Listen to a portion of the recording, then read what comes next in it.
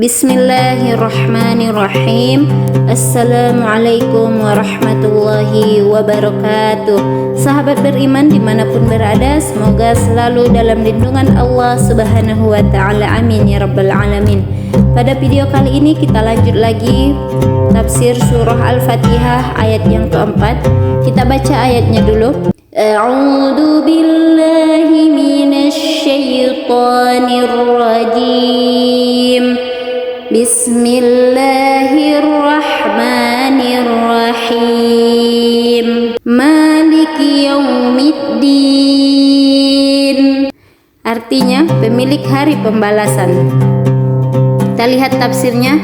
Dialah satu-satunya pemilik hari pembalasan dan perhitungan atas segala perbuatan, yaitu hari kiamat.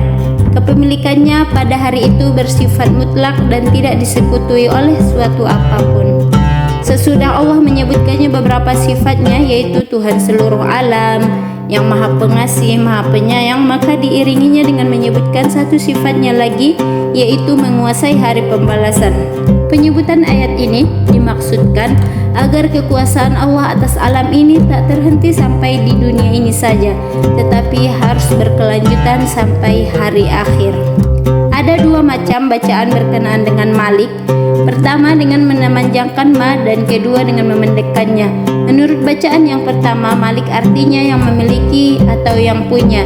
Sedang menurut bacaan yang kedua artinya raja. Kedua bacaan itu benar.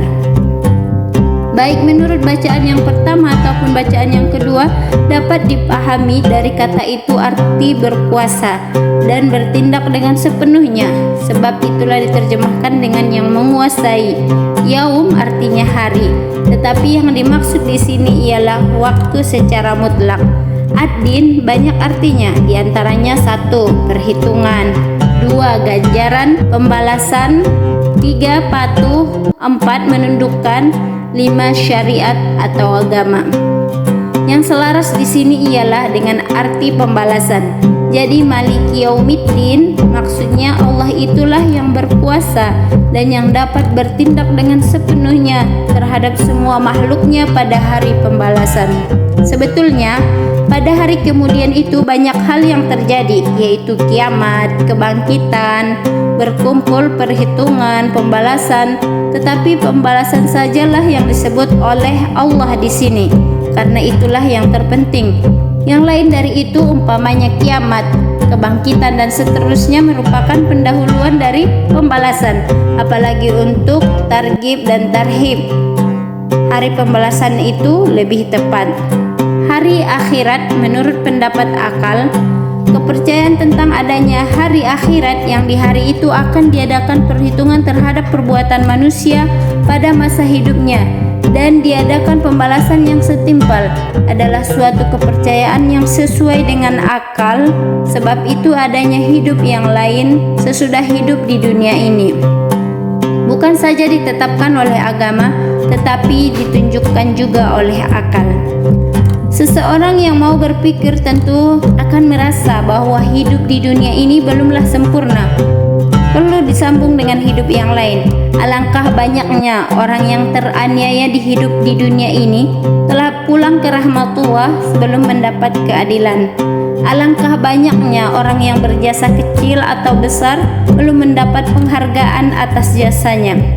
Alangkah banyaknya orang yang telah berusaha, memeras keringat, membanting tulang, tetapi belum sempat lagi merasakan buah usahanya itu.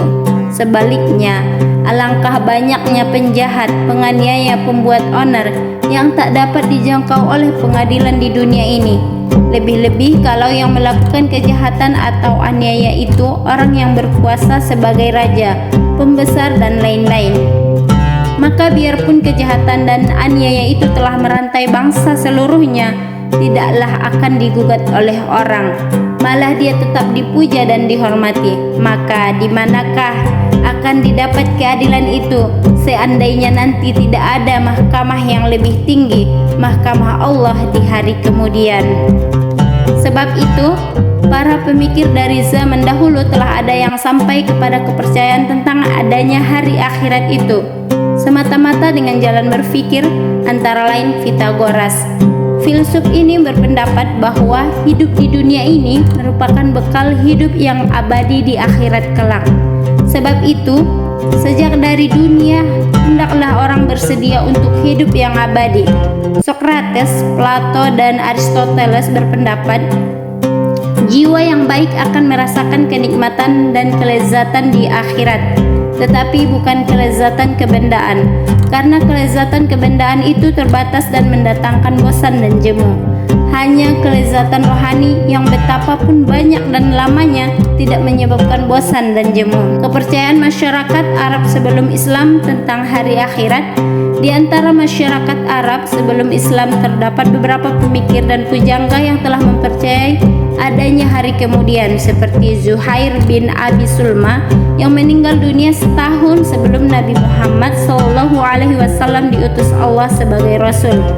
Ada pula di antara mereka yang tidak mempercayai adanya hari kemudian. Dengarlah apa yang dikatakan oleh salah seorang penyair mereka. Hidup sesudah itu mati, sesudah itu dibangkitkan lagi. Itulah cerita dongeng, hai Fulan. Karena itu datanglah agama Islam, membawa kepastian tentang adanya hari kemudian. Pada hari itu akan dihisab semua perbuatan yang telah dikerjakan manusia selama hidupnya, besar atau kecil. Allah berfirman di dalam surah Az-Zalzalah ayat 7-8, maka barang siapa mengerjakan kebaikan seberat zahra, niscaya dia akan melihat balasannya. Dan barang siapa mengerjakan kejahatan seberat zahra, niscaya dia akan melihat balasannya. Tak sedikit ayat di dalam Al-Quran yang menjelaskan bahwa di antara mereka memang banyak yang tidak percaya adanya hari akhirat. Hidup hanya di dunia, setelah itu selesai. Di surah Al-An'am ayat 29, Al-Mu'minun di ayat 37. Al-Mu'minun di ayat 37. Mereka berkata, bila seorang bapak mati, maka lahirlah anaknya. Bila suatu bangsa punah, maka datang bangsa lain. Mereka tidak percaya bahwa sesudah mati manusia masih akan hidup kembali. Surah Hud ayat 7, Al-Isra ayat 49. Dan banyak lagi ayat senada yang menggambarkan pendirian demikian. Di dalam sejarah pemikiran tercatat bahwa sejak dahulu kala banyak anggapan yang demikian itu. Alhamdulillah, dengan kita telah membaca tafsir ayat yang keempat dari surah Al-Fatihah, kita mendapat dan melihatkan betapa adilnya Allah, yaitu semua apa yang kita kerjakan, baik itu kecil atau besar, pasti ada balasannya. Dan sesuatu keadilan yang belum kita dapatkan, nanti akan ada keadilan yang lebih, yang maha dahsyat lagi, yaitu mahkamah Allah di hari kemudian, yang akan memberikan sesuai dengan balasan, sesuai dengan apa yang kita kerjakan di dunia. Dan dengan ini juga kita melihat bahwa hidup ini adalah sebagai bekal untuk kehidupan di akhirat kelak nanti. Itu saja yang dapat disampaikan. Saya ucapkan mohon maaf lahir dan batin jika ada yang salah. Saya akhiri dengan salam. Assalamualaikum warahmatullahi wabarakatuh.